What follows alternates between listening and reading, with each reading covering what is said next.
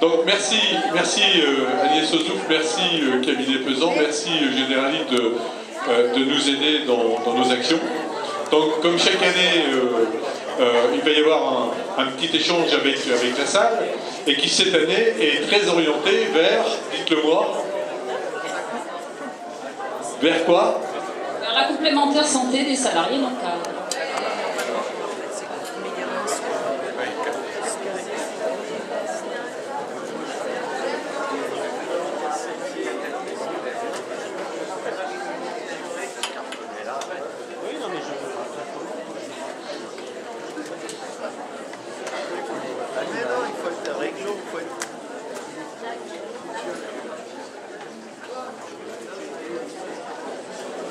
Antoine, vous avez récupéré tout le monde?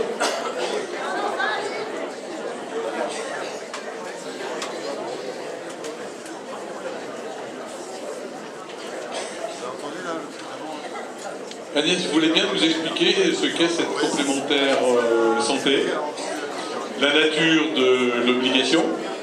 Est-ce que ça entraîne comme démarche dans les clubs qui aujourd'hui n'ont pas encore acté? Est-ce qu'il y a non seulement une obligation de couverture, mais une obligation de souscription auprès d'une seule compagnie d'assurance qui serait mandatée par rapport à d'autres? Ou est-ce que le jeu est ouvert?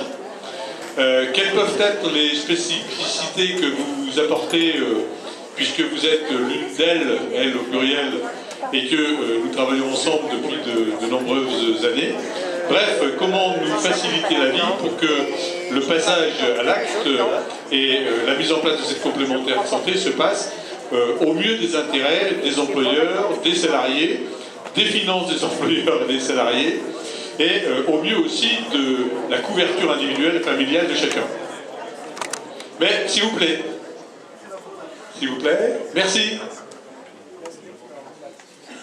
Bonjour tout le monde. Bon, nous allons donc vous parler de la complémentaire santé. Ça va changer par rapport aux autres années. On ne va pas parler de responsabilité civile. Donc je suis accompagnée de Laurent Bouet, qui est le spécialiste des assurances de personnes au cabinet, associé au cabinet. Voilà. Et sinon, on va vous parler de la complémentaire santé qui est obligatoire à partir du 1er janvier 2016 pour l'ensemble des salariés. Et concernant les salariés non cadres, il a été signé un accord de branche le 15 octobre dernier et qui prévoit des garanties minimales à respecter. Donc je vais laisser la parole à Laurent qui va vous expliquer l'ensemble des garanties que vous devez souscrire et comment vous devez vous y prendre.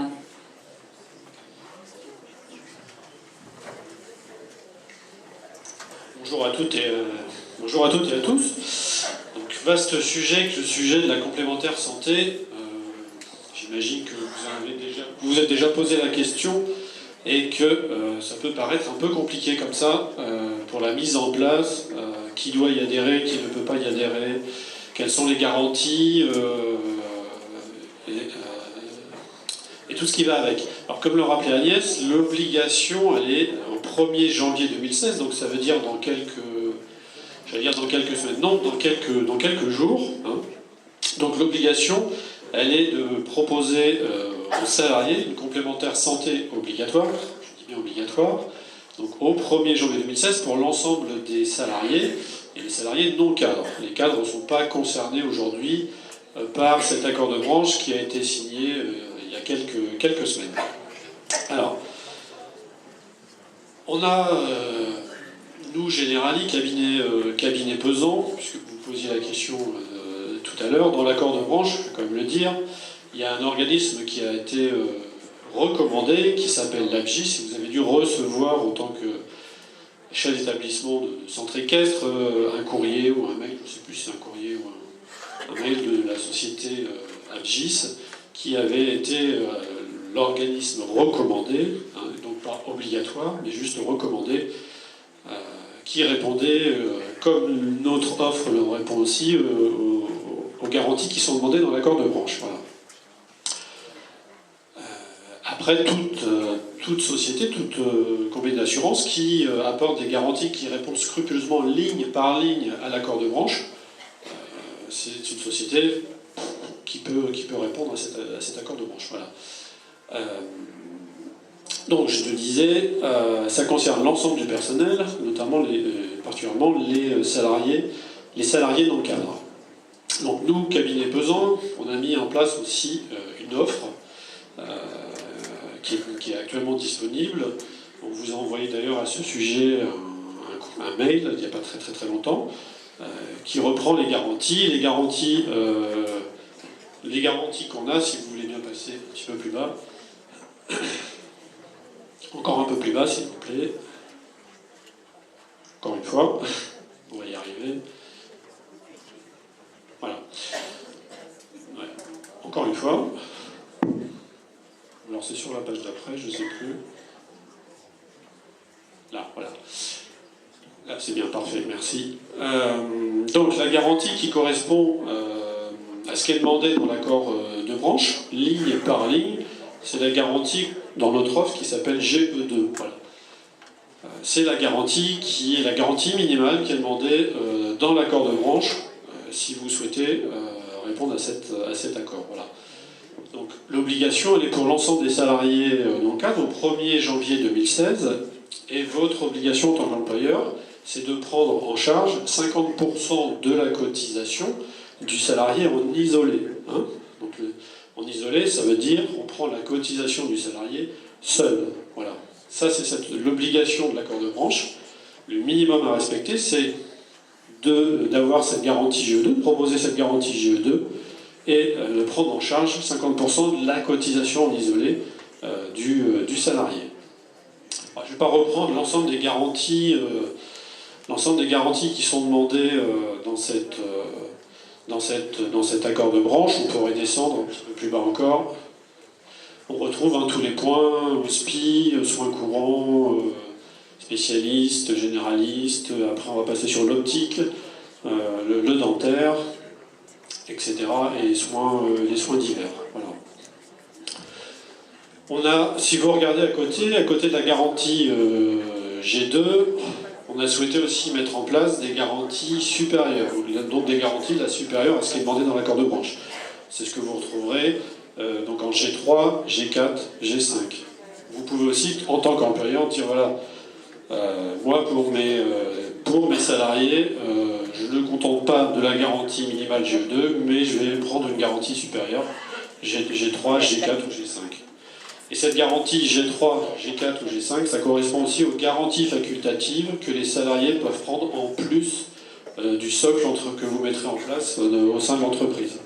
Vous mettez en place le socle GE2 pour le salarié en isolé, et si le salarié veut en plus prendre des garanties facultatives que lui prendra à sa charge à 100%, donc la cotisation sera payée à 100% par le salarié pourra choisir sur notre offre cabinet pesant Generali, des garanties supérieures, donc qu'on appelle GF3, GF4, GF5, qui lui permettent de garantir, avoir un niveau de garantie supérieur, soit pour lui, mais aussi pour ses ayants droit, le conjoint ou éventuellement les enfants. Voilà, ça c'est pour le... Vous allez sans doute demander combien ça coûte. Donc, en garantie GE2, pour un salarié, ça coûte 0,78% du plafond mensuel de la sécurité sociale, qui est à 3 218 € au 1er janvier 2016, c'est-à-dire que ça coûte 25,10 € pour un salarié isolé. Vous avez obligation de prendre à votre charge 12,50 €, c'est-à-dire que sur le bulletin de salaire, il y aura 25,10 €, par patronal 12,50 € et par salarié 12,50 €. Si maintenant vous optez pour la solution isolée duo famille, vous pouvez. À ce moment-là, pour un duo, c'est-à-dire 2 personnes, ça coûte 50,20 €.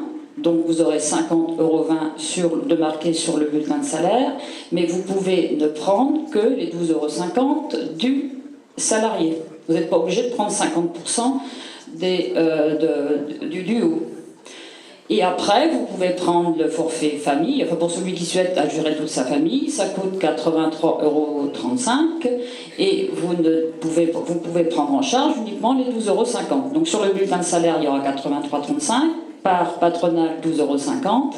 Vous devrez tous les trimestres nous verser les 83,35 € que vous aurez touchés puisque c'est sur le bulletin de salaire de votre employé.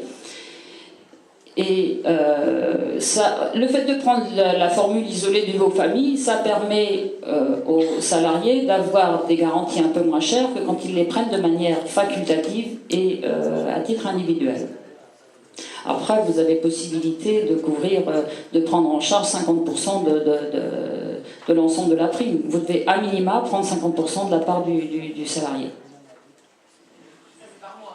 Oui, c'est par mois, pardon. Oui, je n'ai pas précisé. Oui. Si on a un salarié qui a déjà une complémentaire. Alors après, on va dérouler sur le 2.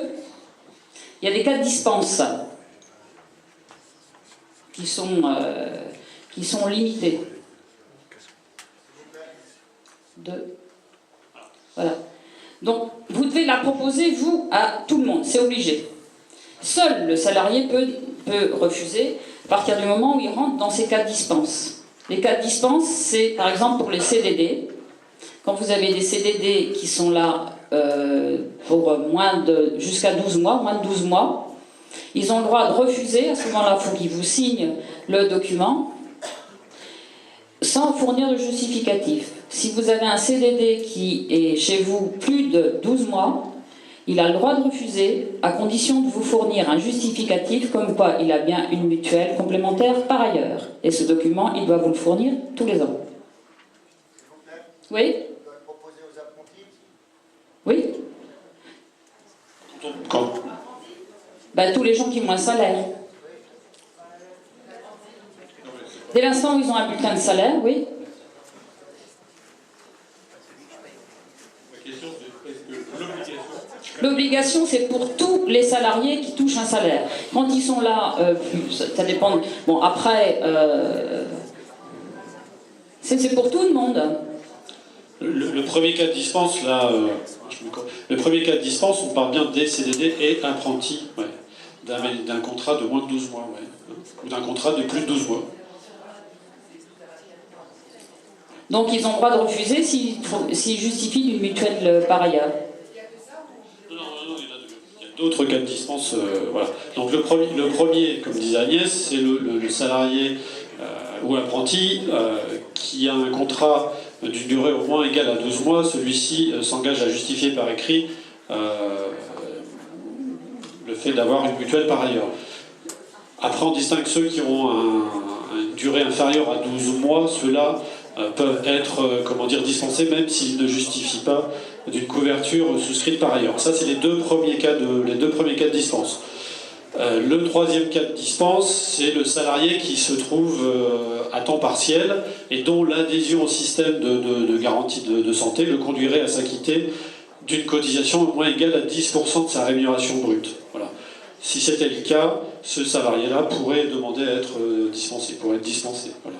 Excusez-moi, parce que je me suis beaucoup renseignée auprès des assurances, auprès du GHL, etc. Moi, on m'a dit archivette, alors j'essaie de comprendre, on m'a dit qu'une personne qui veut souscrire un contrat mutuel tout seul, il ne peut plus le faire. Oui, parce qu'elle est obligatoire, il y a un accord de branche, ouais. Mais là, on voit, je suis un salarié d'un contrat d'une durée au moins égale à 12 mois. Non, oui, ouais. Ça voudrait dire que c'est un CDI, par exemple. Je m'engage à justifier par écrit en produisant tout document de couverture individuelle souscrite par ailleurs. Oui. De garantie, donc il a bien le droit de prendre sa propre mutuelle. C'est pour les CDD, hein. Les deux premiers cas, ce sont oui, j'ai pas précisé, CDD et apprenti, pardon. Ouais. Au moins égal à 2 mois. Les deux premiers cas,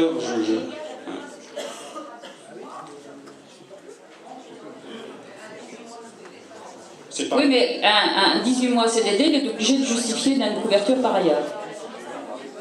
Le CDD de 18 mois, oui, il peut être dispensé. Par contre, il doit apporter le justificatif chaque année. Et si c'est un CDD, si c'est quelqu'un qui est là chez vous 3 ans, tous les ans, pour le 31 janvier, il faut lui demander un justificatif comme quoi il a bien l'assurance par ailleurs. Et moins de 12 mois, il refuse et à ce moment-là, il n'a rien à justifier. Le salarié qui a déjà un contrat de mutuelle C'est ça. Par contre, on est bien d'accord que le salarié qui a un contrat conjoint, qui est déjà sur la mutuelle de son conjoint, lui, par contre, peut garder la mutuelle de son conjoint. Alors, pour celui qui a un conjoint qui travaille par ailleurs, qui a aussi une mutuelle obligatoire, il peut refuser la mutuelle de l'entreprise à partir du moment où, sur le contrat de son mari, il est précisé que la mutuelle est obligatoire tant pour son mari que pour les ayants droit. Il faut que la mutuelle soit obligatoire aussi pour les ayants droit chez le... Si c'est une mutuelle facultative, si son mari a une mutuelle facultative, à partir de ce moment-là, c'est pas un cas de dispense. Faut qu'il fournisse, faut qu'il demande une attestation à l'assureur qui couvre le mari, qui fournisse un document précisant que l'employeur a souscrit une mutuelle obligatoire tant pour les salariés que pour leur famille. À ce moment-là, ça devient une mutuelle obligatoire et le salarié du centre équestre peut refuser la mutuelle du centre équestre. C'est-à-dire qu'un salarié, une salariée dont le mari travaille sur Oui. qui est facultative sur une mutuelle qui est 75 000 fois mieux que celle qu'on propose. Non mais c'est vrai, dans le plan public par exemple, Oui. extraordinaire. Donc il doit partir de la mutuelle du plan public. Non, si c'est facultatif, il doit partir. C'est bien ce que je dis, c'est bien ce que je dis. Sauf si c'est pas possible, c'est pas.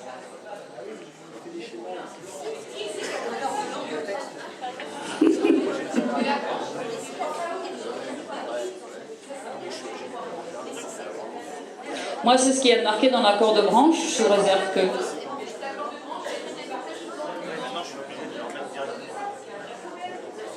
C'est le syndicat des salariés et les...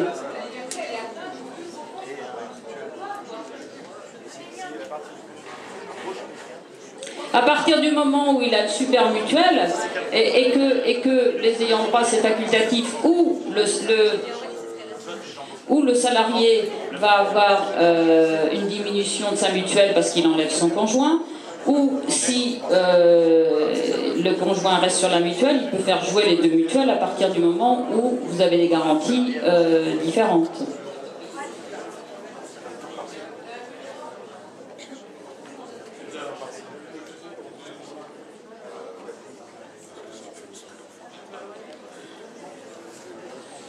Oui, non, je disais que ça m'étonnerait beaucoup qu'on soit obligé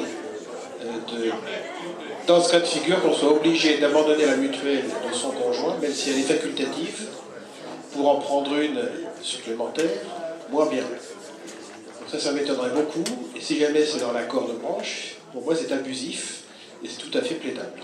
Alors moi j'ai lu ça, j'ai lu la... C'est marqué comme ça.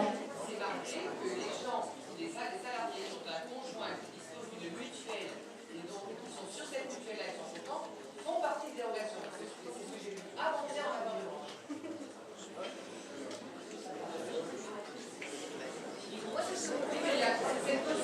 D'ayant droit obligatoire ou pas obligatoire. Bon, c'est ce que j'ai... C'est ce que...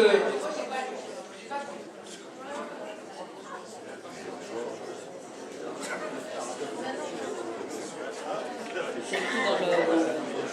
Je sais pas moi, mais... On va écrire entre parenthèses. Alors, les autres cas de dispense, vous avez le salarié qui a une mutuelle individuelle qui doit fournir une attestation de son employeur en précisant que son employeur a adhéré à une mutuelle obligatoire et à ce moment-là, son contrat peut se trouver résilié. Soit à la date d'échéance, si l'assureur veut ne pas résilier avant la date d'échéance, souvent il y a des assureurs plus compréhensibles et qui peuvent résilier un mois après la demande. Après,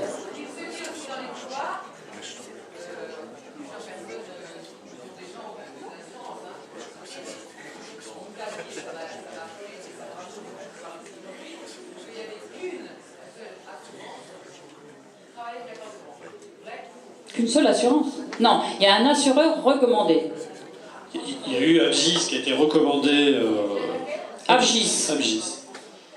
C'est un institut de prévoyance. Voilà. Pourquoi nous, on n'est pas recommandé dans l'accord de branche? Parce qu'on n'a pas répondu à l'appel d'offres, c'est tout. Hein.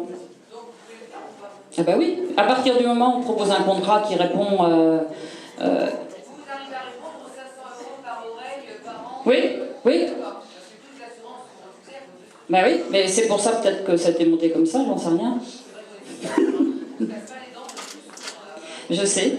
On a eu, nous aussi, beaucoup de problèmes parce que Generali n'avait pas un contrat sur mesure avec des prothèses auditives à 500 € par oreille. Donc, et par an.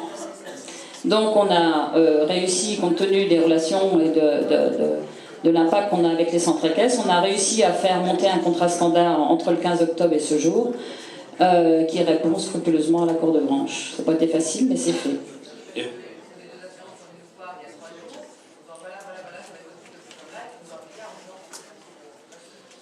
Non, parce que les garanties sont très disparates. Il y en a qui sont basses et il y en a qui sont hautes. Il n'y a aucun assureur qui a dans sa pesette le contrat qui répond scrupuleusement à l'accord de branche. Donc nous, on en a fait un. Il faut que le contrat réponde ligne par ligne. Ouais. Si une seule ligne n'est pas au niveau de des lignes de l'accord de branche, ça rentre pas dans les clous. Ouais.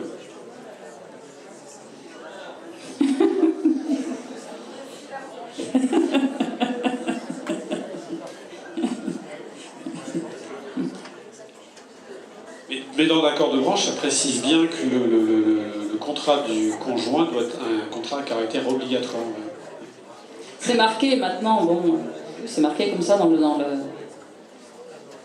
dans ce qui a été signé, sous réserve que les ayants droit adhèrent obligatoirement à la mutuelle. Je continue les Oui, oui. On n'entend pas les questions. Ceux qui sont sûrs.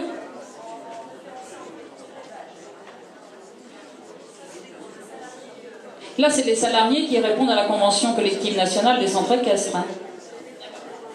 Donc ma question, c'était les structures équestres qui sont référencées en polyculture élevage, non pas centre équestre, a priori, c'était déjà, avant le 1er janvier de cette année, pris en charge. Oui. C'est bien ça? Oui. D'accord. Ils sont obligés de voir depuis 2 ans. Voilà, pour ceux qui sont sous le statut de centre équestre. Absolument. Voilà, les polycultures élevage. Mais alors, ils ne relèvent pas de la convention. Ceux qui sont sous le régime de la convention collective polyculture élevage ont déjà satisfait à ces obligations, puisqu'il est dit que passer 6 mois de présence contrat dans l'entreprise, la mutuelle est obligatoire. Donc tous les personnels que vous avez chez vous, si vous êtes sous cette convention, doivent avoir le bénéfice de la mutuelle à partir du moment où ils ont plus de 6 mois de présence dans l'entreprise. Ouais. Absolument. Voilà, merci de m'avoir répondu, c'était pour être sûr que j'étais dans les clous. Alors, ce que je voudrais, sans préjuger de ce que vous allez dire, je pense qu'il y a dans la salle beaucoup de personnes, allez, un certain nombre de personnes, qui n'ont pas encore satisfait ces obligations. Ce soir, il faudrait que ces personnes puissent avoir un fil directeur. Si par exemple ils sont amenés à vous contacter, puisque vous êtes là aujourd'hui, quelles recommandations leur faites-vous? Dire, ils s'adressent à qui? Ont-ils accès à un visuel que vous pourriez leur transmettre et qui soit quelque chose de simple, compréhensible, lisible et applicable? Jusque quand ont-ils la possibilité de réfléchir avant de prendre une position qui soit une position définitive? Dans l'hypothèse où certains ou certaines d'entre vous auraient l'idée, l'envie ou les relations leur permettant de travailler avec une autre compagnie d'assurance, parce que je suis quand même obligé d'ouvrir, comment ces personnes doivent-elles procéder? Voilà, je pense qu'il faut essayer de répondre à ces questions pratiques qui sont celles auxquelles nous sommes aujourd'hui confrontés. Alors pour souscrire pour l'entreprise, c'est le 1er janvier 2016, donc il faut normalement signer la demande d'adhésion avant le 1er janvier 2016. Une fois que vous avez signé l'adhésion, ensuite vous avez un bulletin d'affiliation à remettre à chacun de vos salariés qui doivent le compléter, le retourner, accompagné de leur attestation vitale et d'un RIB pour les remboursements à faire par la suite. Après, on a une centaine de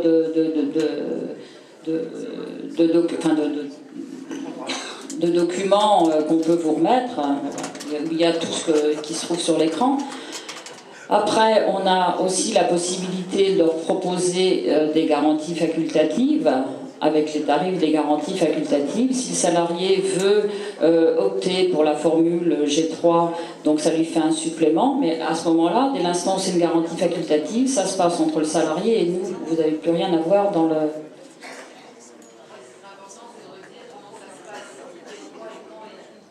Alors, dès l'instant où vous avez pris la formule isolée du haut famille, que le salarié va avoir adhéré au socle, à ce moment-là, sur le bulletin de salaire, tous les mois, vous aurez 25,10 € sur le bulletin de salaire si c'est un salarié seul, par salarié 12,55 €, par patronal 12,55 €, et tous les trimestres, en fin de trimestre, il faudra fournir votre effectif, combien vous avez de salariés. Si ça ne change pas, bon, ça change. Et vous aurez un appel de prime tous les trimestres à terme échu.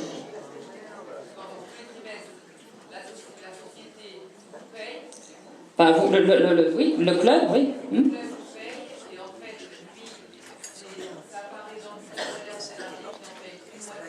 Oui, et une moitié vous.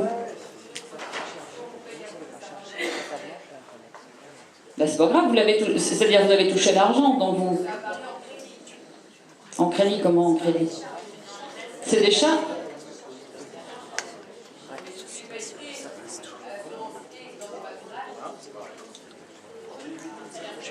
Oui, ça se déduit du salaire. C'est dans les charges de... Et nous, on vous fait un appel de cotisation, nous ou d'autres, bien sûr, évidemment. On vous fait un appel de cotisation trimestrielle, voilà, à terme échu. Et vous avez appris avec nous des dossiers, donc si ça intéresse des gens... On a une centaine de dossiers, oui.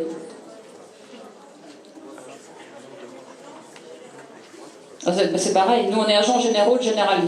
Mais ça se passe directement auprès du cabinet pesant, parce c'est nous qui avons mis en place le produit, qu'on a 2 personnes au cabinet qui peuvent répondre systématiquement tous les jours à toutes les questions que vous pouvez vous poser.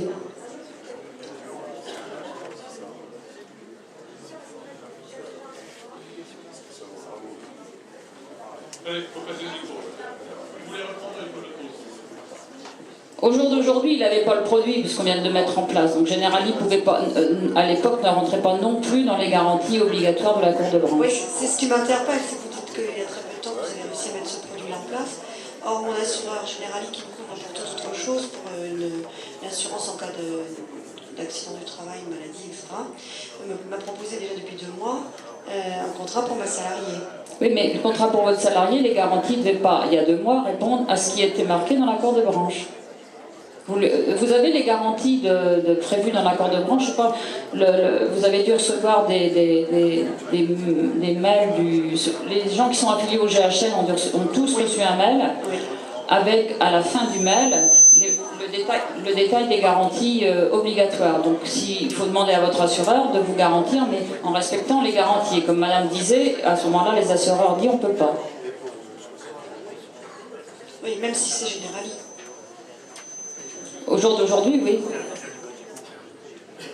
Après, comme on a mis un produit en place, il sera peut-être diffusé pour l'ensemble des agents généraux. Mais au jour d'aujourd'hui, c'est tout récent. Et il n'est pas encore dans les compteurs. Oui, bonjour. Pouvez-vous nous indiquer pour le salarié quelles sont les dispositions à prendre pour résilier son ancien contrat ? Alors, on a, pareil dans les documents, on a un modèle de lettre de résiliation, alors ça, je ne sais plus lequel c'est, mais on a un modèle de lettre de résiliation qui doit envoyer à son assureur en recommandé avec une attestation de votre part précisant que vous avez adhéré à un contrat à caractère obligatoire. Donc, notre objectif, si vous voulez, au cabinet, c'est de vous aider dans la démarche qui peut paraître parfois un peu compliquée, et par rapport au formalisme de mise en place. Le formalisme, c'est d'abord d'avoir un contrat qui respecte ce qui est demandé dans l'accord de branche, ligne par ligne, garantie par garantie, de mettre en place, on n'en a pas encore parlé, mais mettre en place éventuellement une décision unilatérale. C'est l'acte par lequel, écrit par lequel vous reconnaissez avoir remis en place des mutuelles complémentaires pour les salariés non cadres. C'est faire signer aux salariés qui rentrent dans les cas de dispense cette lettre et que vous gardez avec vous si demain il y a un contrôle. C'est vous aider aussi, aider les salariés à résilier leur mutuelle actuelle. On a préparé des courriers type comme celui que vous avez derrière, voilà, qui pourra envoyer à sa mutuelle pour dire voilà, mon entreprise a mis en place un contrat à caractère obligatoire, merci de bien vouloir résilier mon contrat à telle date. Voilà. Et on a une équipe en place au cabinet dont je m'occupe avec 2 autres personnes où pour le mois qui vient et pour les mois qui viennent, on va faire essentiellement que ça, où on peut répondre à toutes vos questions. Voilà. Oui. Ça couvre bien tous les membres de la famille quand il y a une mutuelle qui est mise en place au niveau du... Non, au jour d'aujourd'hui, si vous prenez une formule isolée due aux familles, à partir du moment où il y a une famille, il va payer 83,35 €. Vous avez, soit dans la décision unilatérale que vous allez remplir, préciser que les ayants droit c'est facultatif, et à ce moment-là, vous ne prenez pas en charge la part de la famille, mais que la part du salarié. Maintenant, si sur votre décision unilatérale, vous précisez que les ayants droit, c'est à caractère obligatoire, vous devrez payer 50% de la totalité de la prime. Si vous avez un contrôle URSSAF, ils vous demanderont ce document, et si vous avez marqué que les ayants droit, c'est obligatoire, et que vous ne prenez que la part du salarié, à ce moment-là, vous ferez retoquer pour la différence.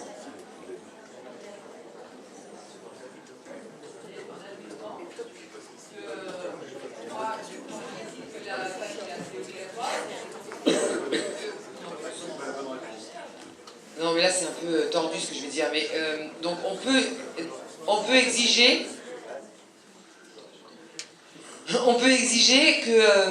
que notre mutuelle famille soit obligatoire. Oui, nous.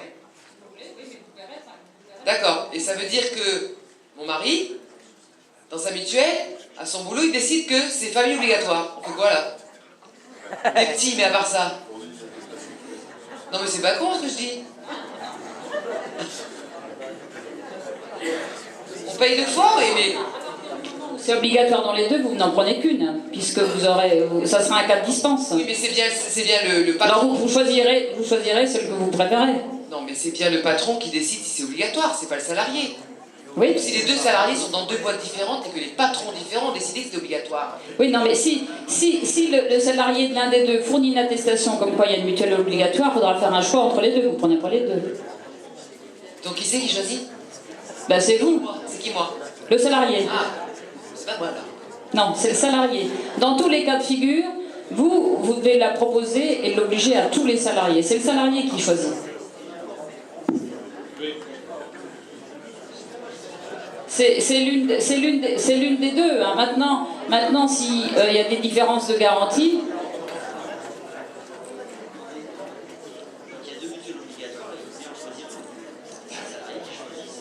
Celle qui veut, oui. Maintenant, si vous gardez les deux, et que les prothèses auditives, c'est 100 € chez le mari et 500 chez vous, donc le salarié touchera les 400 € qui restent. Voilà.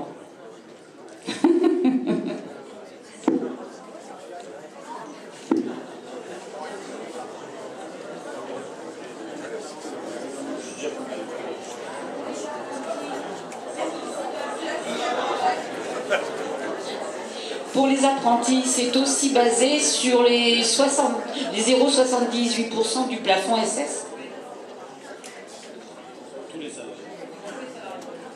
Parce qu'on ne les paye pas, ils ne sont pas payés au tarif complet, les apprentis.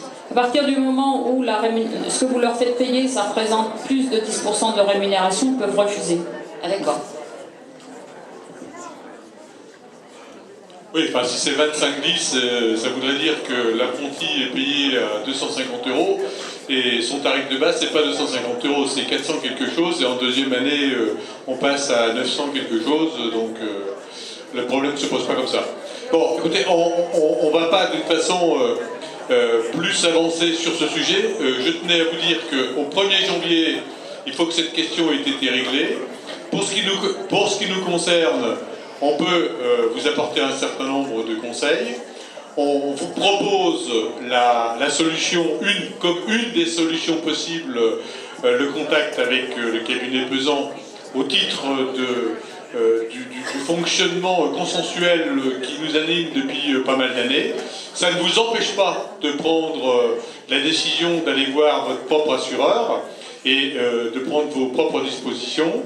Si vous voulez en savoir plus, quelle que soit la décision que vous aurez à prendre, le cabinet Pesant met à votre disposition une centaine de dossiers tout à l'heure, n'est-ce pas? Tout à fait. Et si vous avez des questions à poser, il y a un numéro de téléphone au bout duquel on ne trouvera pas, comme dans le petit film tout à l'heure, un magnéto, mais une personne ou plusieurs qui pourront répondre à vos questions, n'est-ce pas? Exactement. Il n'y a pas de plateforme téléphonique au cabinet, il y a des personnes qui sont bien là présentes et qui répondent au téléphone. Bonne nouvelle. Voilà. Et nous sommes là jusqu'à ce soir, donc vous pouvez venir nous voir, il n'y a aucun problème pour répondre à vos questions. On est venu avec notre valise, avec les dossiers. Voilà, donc les questions, à votre disposition. Vous n'aurez pas le droit de les poser pendant les spectacles équestres, vous aurez le droit de les poser pendant que d'autres procéderont au cocktail dînatoire, d'accord? Voilà, merci à tous deux de cette présentation sur ce sujet aussi important et consensuel.